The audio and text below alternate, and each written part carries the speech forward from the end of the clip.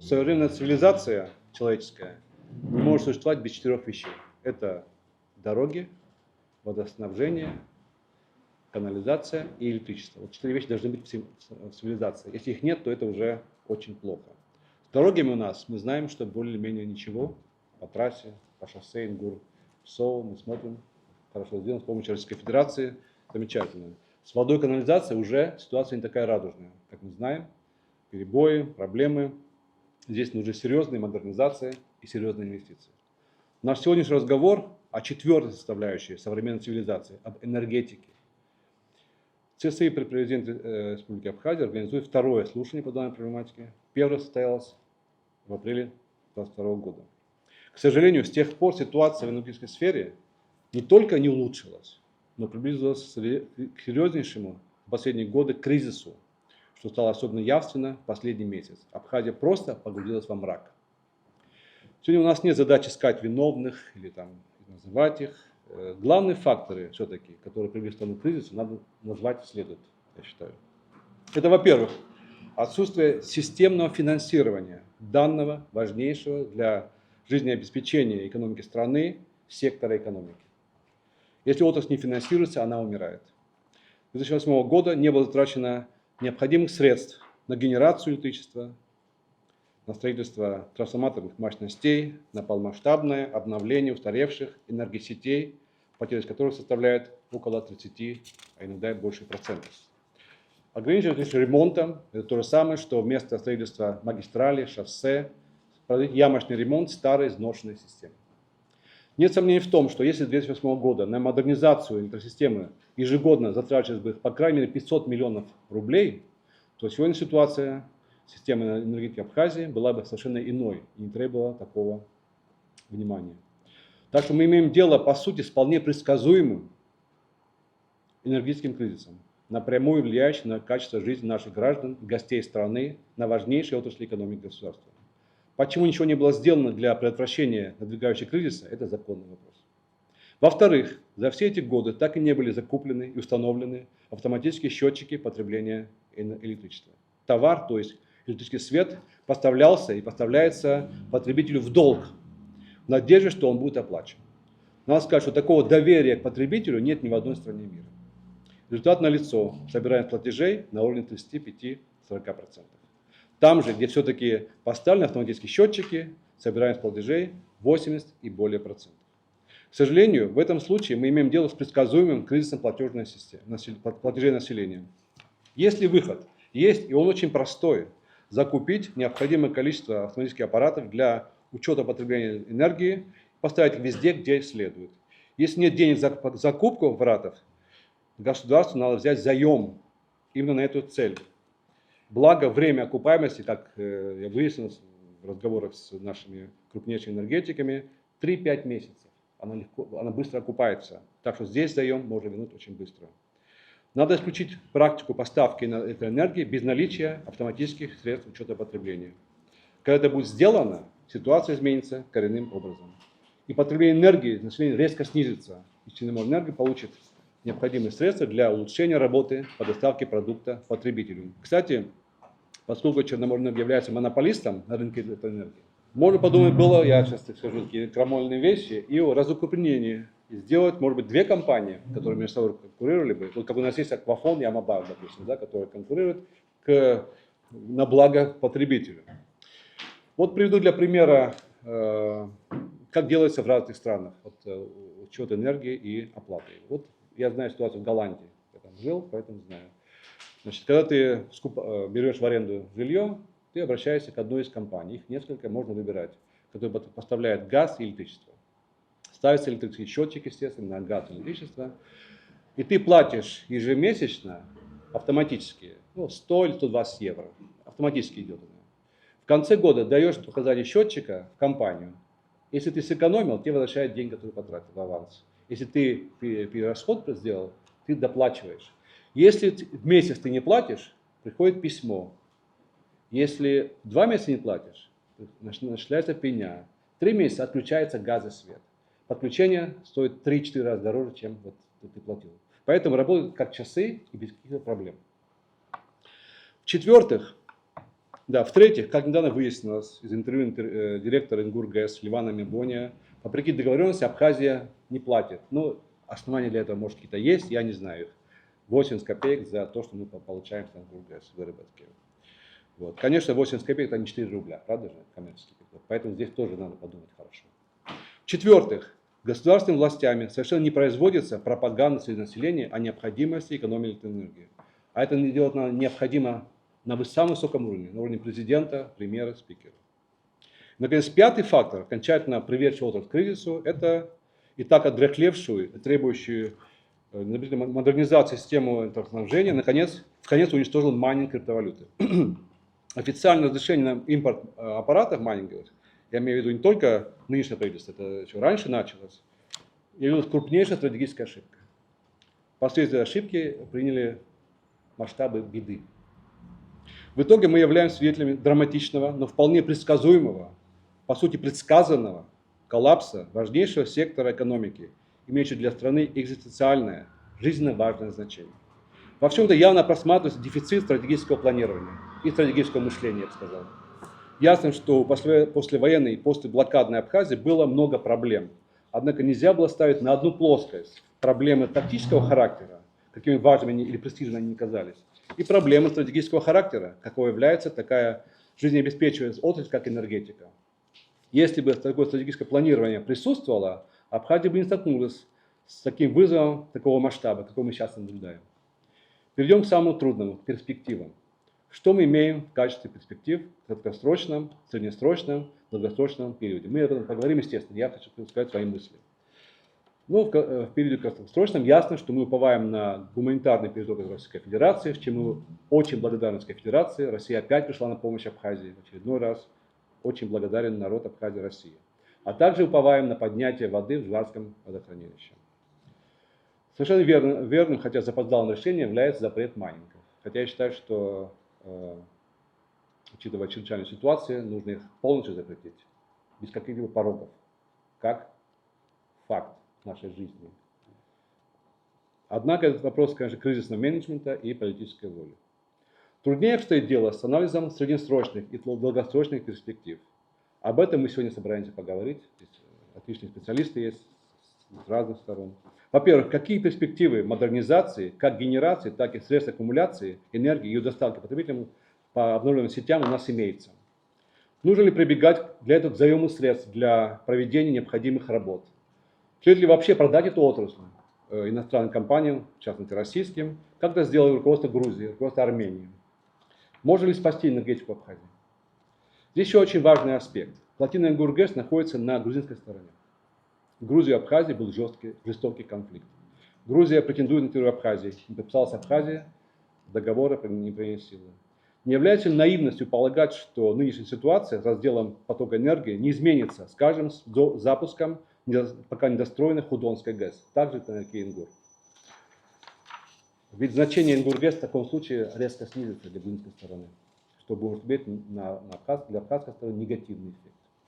Есть и вторая реальность решения проблем энергетики, не связанная напрямую с ИНГУР-ГЭС. Это вторая реальность – малая энергетика. До войны Грузия в Абхазии функционировали около 25, 24, я точно не знаю, малых ГЭС. Сейчас их 3 или 4, и все они отданы в частные руки, к сожалению. С моей точки зрения, малый ГЭС является стратегическими объектами, не подлежащими приватизации.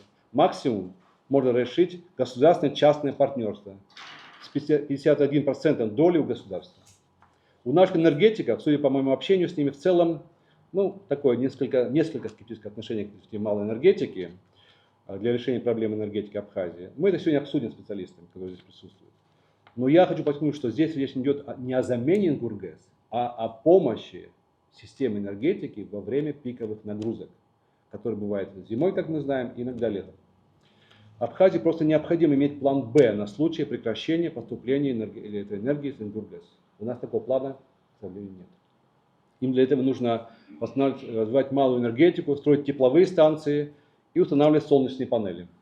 Вообще нужен закон об энергетической безопасности Республики Абхазия. Данная проблема у нас прогнозировалась долгие годы. Говорили, что мы придем в сегодняшнем дню, скажем так, в такую тяжелую атмосферу, это наслоение ряда проблем и непринятие должных решений в нужное время. Самый такой критический момент наступил в 2020 году, когда резкий скачок потребления произошел в Республике Абхазия. Вот в 2019 году мы потребили 2 миллиарда киловатт-часов, в 2020 году 2,5 миллиарда С чем это киловатт-часов. Это была проблема майнинга, попытка регулирования данного вида деятельности в законном русле, которая, в принципе, не показала положительного эффекта. В 2021 году эта цифра увеличилась до 3 миллиардов киловатт-часов. В 2022, опять же, цифра 3 миллиарда киловатт-часов. Только в 2023 году началось снижение потребления. В 2023 году потреблено было 2,6 миллиарда киловатт-часов. В 2024 пока на данный момент без декабря 2 миллиарда 770 миллионов киловатт-часов потреблено, включительно декабрь с учетом жестких вееров и так далее. Я думаю, что цифра будет 2,5 миллиарда киловатт-часов в 2024 году. Но динамика снижения, в принципе, наблюдается с 2023 года относительно потребления. В финансовом раскладе за 2024 год средствами Республики Абхазия совместно с Черноморэнерго, в принципе, бюджет оплатил 1 миллиард 34 миллиона рублей за переток из Российской Федерации. Это в режиме очень жестких вееров, в режиме ограничений тяжелых, но тем не менее сумма очень внушительная. Что касается прибора учета, то, что вы затронули данную тему, да, приборы учета, естественно, показали себя хорошо там, где они установлены. На данный момент их установлено около 26 тысяч штук системы SQS с дистанционным управлением и контролем. И динамика собираемости, там где установлены, 80-85% до 90% доходит в городских зонах. В 2023 году собираемость была 36%, в 2024 без декабря на данный момент 46,6%. То есть увеличение процента собираемости наблюдается. Средств, вырученных за потребленную электроэнергию, если вот декабря пока у нас нет итоговых цифр, но с учетом декабря прогнозируем около 1,5 миллиарда рублей, что Черноморэнерго смогло получить из начисленных 2 миллиарда 900 миллионов рублей. То есть это показывает, что рост собираемости идет, эксплуатационное обслуживание усиливается в процессе, но мы никак не решаем вопросы дефицита в данном случае. Для того, чтобы решить вопросы дефицита, в принципе, сейчас экстренные меры для решения текущих проблем, скажем так, да, наше потребление катастрофически большое. Оно с таким малым населением, такого потребления никак не должно быть. Даже если нет газа, даже если нет централизованного отопления, огромное количество безучетного потребления получается электроэнергии в связи с данным валом этого объема безучетного, да, и наблюдается и провал, в принципе, собираемости тоже. Исключив майнинг из системы, вот приблизительный расчет, что от 600 до 700 миллионов киловатт-часов это объемы потребления майнинга. Если эти объемы исключить из нашей системы, то наше потребление уйдет на уровень 1,9 миллиардов киловатт-часов до 2 миллиардов киловатт-часов. Ингургэс нам на данный момент дает около 1,8-1,9 миллиардов киловатт-часов. То есть маленький дефицит будет, но он будет несущественный за счет объемов собираемости и тенденции увеличения собираемости платы за электроэнергию. Эти объемы будут покрываться за счет Черноморэнерго. То есть это путь на данный момент стабилизации. Да? Вот следующий весь год должен был направлен на борьбу с майнингом, с незаконным потреблением, незаконным подключением, в законодательном формате подкрепить все эти процессы и максимально быстро исключить из нашей системы аномальное потребление, которое не должно присутствовать в нашей системе, и что даст стабилизацию в плане то есть снижения потерь и снижения издержек на эксплуатацию. То есть экономический эффект будет колоссальным. То есть миллиард рублей мы отдаем, платим, государство платит миллиард рублей за майнинг, отдаем ну, бесплатное электричество получается майнерам. Они зарабатывают, а страна страдает. Ну, такой подход катастрофически неверен. Надо экстренные меры принимать для решения данной проблемы. То есть это как бы стабилизация текущего режима. Вот следующий год весь должен быть направлен именно на стабилизацию. Далее средств за потребленную электроэнергию собираемости в уровне 65-70% будут экономически достаточны для собственных внутренних проектов. То есть эти средства, то есть издержки на эксплуатационные и содержание электросетевой инфраструктуры текущей для вывода ее в эксплуатационную зону, планово-предупредительный режим обслуживания энергосистемы достаточно 1 миллиард рублей. То есть 2,5 миллиарда прогнозируемая собираемость. То есть у нас высвобождаются средства для развития дальнейших узлов генерации, дальнейших важных стратегических линий электросетевой инфраструктуры, что позволит динамично выходить из сложившегося кризиса. Вопросы генерации, сейчас мы заостряем вопрос на этой теме. Естественно, ну, очень много стран, хочу подметить, что пока еще не дошли до уровня покрытия своего уровня потребления. Многие страны закупают электроэнергию за рубежом для покрытия своего дефицита. Но во всех этих странах тариф весьма существенный, и то есть этот тариф позволяет покрывать эти перетоки. И дальше в этих странах инвестиционная привлекательность высокая со стороны частного инвестора в связи с высокими тарифами, что позволяет быстро окупать их проекты, то есть и так далее. Если мы сейчас уходим в зону генерации частным путем, ни один частник при текущих тарифах не сможет сам себя окупать, так как эксплуатация, обслуживание, в принципе, и средства, необходимые для реконструкции и возобновления каких-либо объектов или строительства с нуля, ну, там меньше 3-3,5 рублей за киловатт, я думаю, что никому будет невыгодно и нецелесообразно двигаться в этом направлении. А свыше нашего объема Сингургэс, если вот идет речь о том, что если есть такая возможность, я пока ее не прослеживаю ни юридически, ни экономически, наших взаимоотношений с Грузией таких позиций нет, чтобы мы имели возможность окупать электроэнергию у Грузии по 80 копеек свыше нашего объема потребления, который мы получаем, в принципе, от Ингура. Ну, вкратце, в принципе, к ним же обращались вроде, но получилась большая сумма. Получилась, да? Ну, у них коммерческий закуп, очень такой диапазон варьирует от 6 рублей до 12, зависит от режима подачи электроэнергии, выходные дни, ночные там, и так далее. То есть их тариф очень сильно колеблется.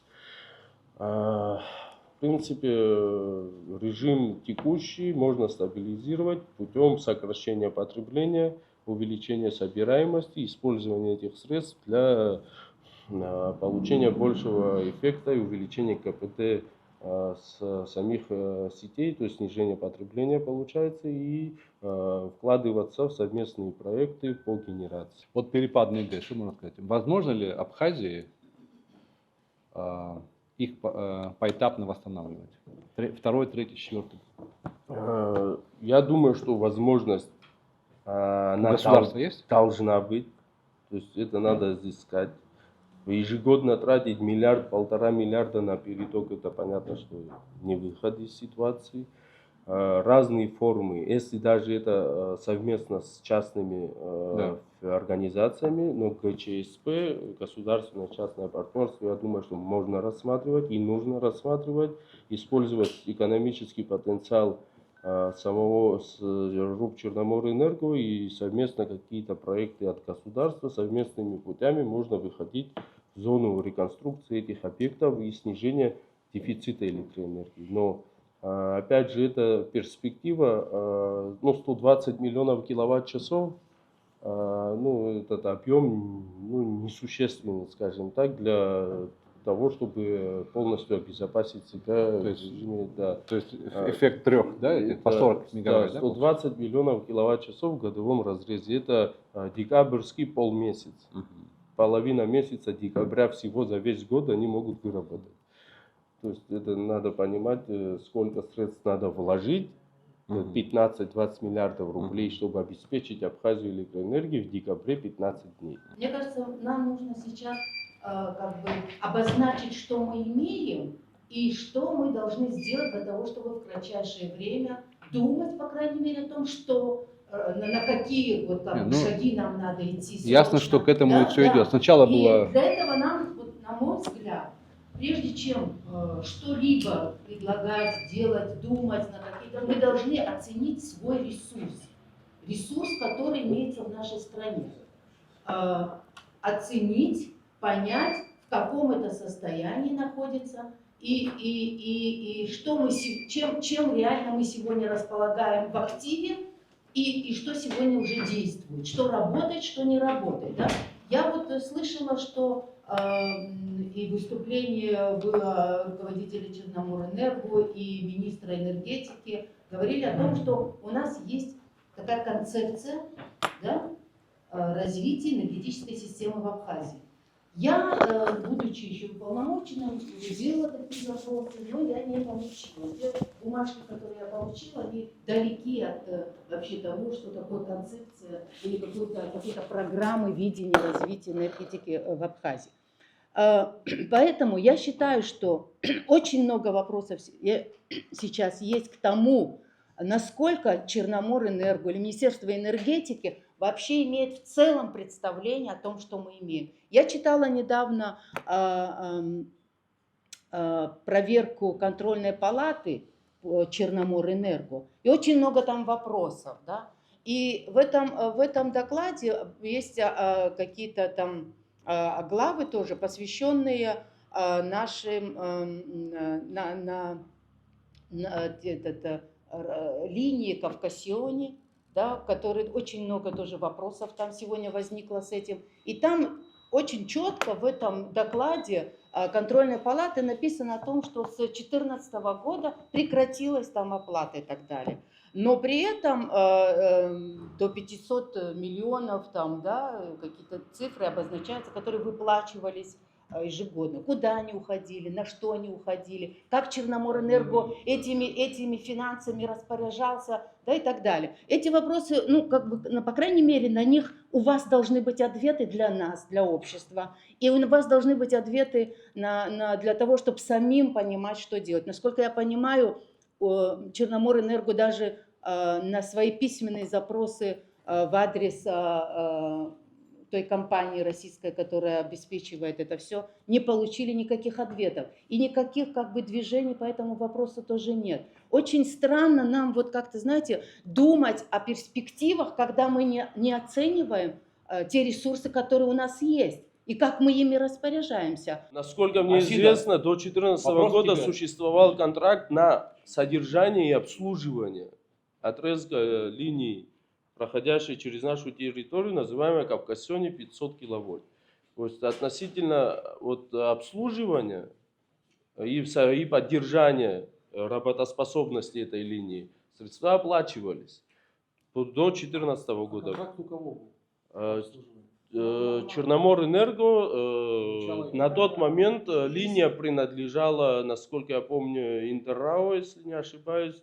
Интеррао оплачивала средства в адрес Черноморэнерго за поддержание данной линии в работоспособном состоянии, но не за транзит, не за что-то другое. В докладе контрольной палаты говорится о передаче, да, то есть об обеспечении перетока. Там не об обслуживании, потом появляется, поэтому, посмотрите в доклад. Ни за транзит, ни за что. За транзит слова нету, но за обеспечение перетока, значит, это и есть транзит, другими словами. Для поддержания работоспособного состояния линии, эксплуатации, обслуживания этой линии. Вот за что платила Интеррао. Нет, ну там есть. Давайте в частности не будем. Да, это очень Я На хочу- данный момент линия, насколько мне известно, уже не принадлежит Интеррау, а принадлежит грузинской компании. И, в принципе, Это не совместная, чисто грузинская компания. То грузинская. Вот этот вопрос, конечно, это не к тебе, но как она может принадлежать грузинской компании? То есть мы признаем грузинскую собственность нашей территории. Ну, Гургэс тоже наш. не, она Гургэс тоже Мы наш. признаем собственность? Она не Но на- за это мы что-то она не получаем. на Если реестре она- нашей собственности. если Вот в она чем проблема. наша, если наша собственность, да, мы на балансе, в принципе, она у нас не стоит. Вот в чем проблема. понимаешь? Ну, надо поставить. А что Ее мешает? поставить не проблема. Надо выходить на зоны Финансировать переговоров, надо. находить с кем общаться. финансировать. Точка соприкосновения есть. Мне кажется, мы упустили один очень немаловажный момент. Возможно, вообще суть всего в этом. Это вот, во-первых, форма управления Черноморэнерго, включая форму собственности, ее деятельности и вообще весь регламент, как там внутри все происходит. Это предприятие функционирует как традиционное государственное предприятие, которое неэффективно и со временем разваливается, потому что государство на него возлагает неподъемное бремя в виде льгот, неплатежей, нагрузок, которое рано или поздно уничтожает эту компанию. Это неизбежно. Даже если мы сделаем, если вы будете получать вот то финансирование, Слава, про которое ты говорил, ежегодно будет получать, то вне рыночной системы работы это предприятие все равно обречено на провал. Если мы его не выведем в зону рыночных отношений, мы успеха никакого не получим. А зона рыночных, например, вот мне идея пришла, вот предположим, и потом из-за этого мы везде боимся слова частное. Почему мы не должны доверять частным? Посмотрите, в Соединенных Штатах и деньги печатает частная компания, и все вооружение производят частные компании. И они совершенно... У нас почему-то считается, что если он частник, то он не патриот Абхазии, а если он стал чиновником, то он сразу стал патриотом, и он за государственные интересы радеет. Если, например, Черноморэнерго превратить чисто транзитную компанию, чем она, в общем-то, и является, и отдать, например, генерацию кому угодно. Предположим, я вот как представитель компании «Аквафон», я готов платить не то что рубль или два, я готов и 5, и 6 платить, потому что сейчас это мне обходится в 15. Предположим, есть какая-то генерация, она частная, не частная, мне все равно. Я с ними заключил договор и заключил договор на транспортировку с Черноморэнерго. Вот у меня два договора. Там оно мне стоит 3,50 и транспортировка, предположим, рубль или полтора, или какая цена. В общем, мне выходит 5 рублей. Вот такой вариант, он же работает. Если мы будем говорить, что наше население не способно, то мы должны найти источник субсидирования. В нашей стране научное сообщество, наверное, специалисты, если составят, уже стыдно это словосочетание называть, дорожную карту или внятный стратегический документ, я, например, сторонник того, что это должна быть стопроцентная государственная собственность при нашей численности, при нашей площади территории и зависимости Что от именно? единства. Вся энергетика? Конечно. А вот смотри, И поправку, Да. извините, Пусть скажет, к вашему ремарку сразу предугадаю. Ныне действующие сети, генерации, все это хозяйство, я считаю, более целесообразно быть государственным. Способны частники создать, пожалуйста, идите, создавайте. Если мы привезем оборудование, которое вам даст настоящее электричество, себестоимость этого оборудования 5 рублей 10 лет. За 10 лет это оборудование окупится. При 10 рублях за 5 лет, за 4 года.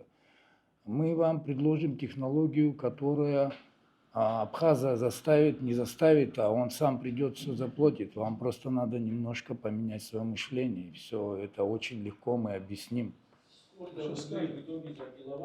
Молодой человек, не сколько рублей за киловатт, а тут очень... Давайте начнем с социальной несправедливости. Когда один человек потребляет 500 киловатт, а другой не имеет возможности 1,5 киловатта себе, чтобы нагреть чайник. Начните с этого. Если у нас есть план Б на случай изменения ситуации на Ингургэс, у нас его сейчас нет. Что нужно для этого сделать? Вот, и вопрос сейчас возникает второй. Нужны ли для этого дополнительные мощности, помимо Ингургэс? Вот важный вопрос. Что у нас есть для этого? У нас есть значит, частично действующая, но отдана в частные руки, значит, малая энергетика, она может быть восстановлена при наличии финансов. Первое. Второе. Можно сделать тепловую станцию на творческом угле, который тоже будет помогать, допустим, ситуации. Можно сделать солнечные батареи развивать, по панели, тоже это как его. То есть все вместе в поддержку того, что есть. У нас есть для этого перспектива? Вот хочу к вопросу. Это нужно нам делать? Естественно, нужно. Любая генерация должна приветствоваться. Любой генерации надо помогать в любом случае. Но опять же вопрос в экономической эффективности этой платформы. Человек вложил, и он же не меценат на 50 лет ждать своей окупаемости. Он должен понимать, что то есть окупится, еще будет зарабатывать. В этом проблема. В любом случае комплексный план развития, выхода из кризиса и развития, это нам надо. А наша тема это альтернативная, это неисчерпаемые источники энергии. Мы исследовали и ветряные, и энергию воды. Мы пришли к тому, что в наших условиях и географических, и климатических солнечные панели это самое лучшее. Это просто в стороне оставлять, говорить там окупаемость, это говорить, что это не экологично, это все предубеждения, которые ломаются очень легко. Ее нужно развивать. Мое предложение перейти в краткосрочный режим, то есть на краткосрочный период. Это именно тот период, за который надо сделать дополнительную генерацию, то есть сделать тепловую электростанцию. Но немножко изучив этот момент, я посмотрел, что обычно тепловые электростанции мощностью 100 мегаватт делаются до 3 лет.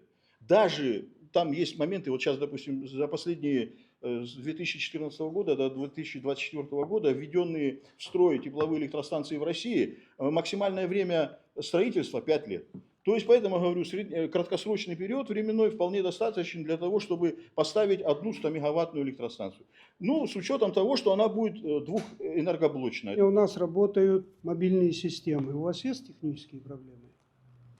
Ну, если не говорить о том, что электричество поставляет. У вас нет технических проблем. У вас есть собираемость?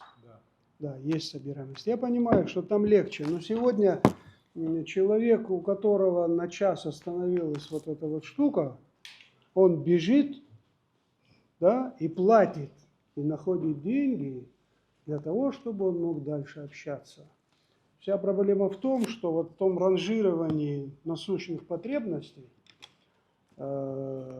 оплата налогов, оплата коммунальных платежей, в том числе электричество, у нас стоит далеко не на первом месте.